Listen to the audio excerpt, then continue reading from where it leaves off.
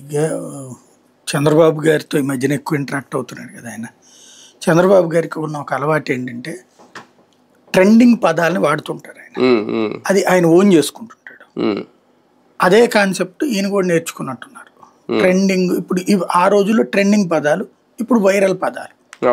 అప్పట్లో ఏంటంటే mouth publicity పరంగా ఏ పదాలు వస్తాయో అవి ఆయన వాడేసుకునేవాడు చంద్రబాబు గారు.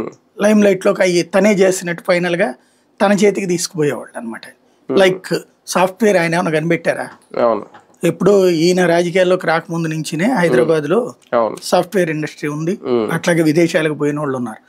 అమెరికాకి అసలు విదేశాలకు వెళ్ళిందే చంద్రబాబు వలన, లేకపోతే సాఫ్ట్వేర్ నేర్చుకుందే చంద్రబాబు వల్ల, లేకపోతే సత్యనాథేళ్ల కూడా ఈయన చూసి ఇన్స్పైర్ అయ్యారు. ఇట్లాంటి ఏంటంటే ఎంత డీటెయిల్డ్గా ఎవడో చర్చించడు.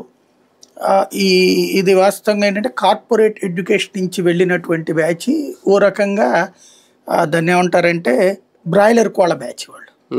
వాళ్ళకి మిగతా లోక జ్ఞానం ఉండదు. ఆ ఎడ్యుకేషను ఆ సబ్జెక్ట్ మీద మంచి కమాండ్ ఉంటుంది. దానివల్ల ఉద్యోగాలు ఉపాధి అవకాశాలు పొంది వెల్ సెటిల్డ్ అయ్యారు దేశ విదేశాల్లో. ఫైనాన్షియల్ స్టేటస్ నుంచి ఎదిగినటువంటి వాళ్ళు దానికి ఎడ్యుకేషన్ తోడయ్యి వెళ్ళినటువంటి వాళ్ళు. వాళ్ళకి మిగతా లోక జ్ఞానం లేదు కాబట్టి ఆ లోక జ్ఞానం వీళ్ళు ఇస్తారు. అదే ఫీడ్బ్యాక్ అనమాట.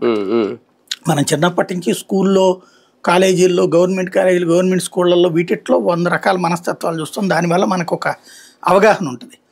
ఈ కార్పొరేట్ ఎడ్యుకేషన్లో ఉన్నటువంటి వాడి అవగాహన ఎంతవరకు ఉంటుంది?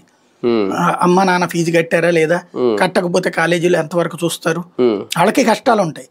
మెస్సులో భోజనంలో కూర సరిగ్గా లేదు, ఇట్లాంటివి ఉంటాయి తప్పించి ఒరిజినల్ గా తిండి లేకపోతే ఎట్టుంటది, డబ్బులు లేకపోతే ఎట్టుంటది, లేకపోతే గనక రాజకీయం అంటే ఏంటి, పాలన అంటే ఏంటి, ప్రభుత్వం అంటే ఏంటి, ఇట్లాంటి అవగాహన ఉండదు. వాళ్ళందరికీ డార్లింగ్ చంద్రబాబు గారు అట్లాంటి వాళ్ళకి. అట్లాగే అమ్మ నాన్న రాత్రి పగలు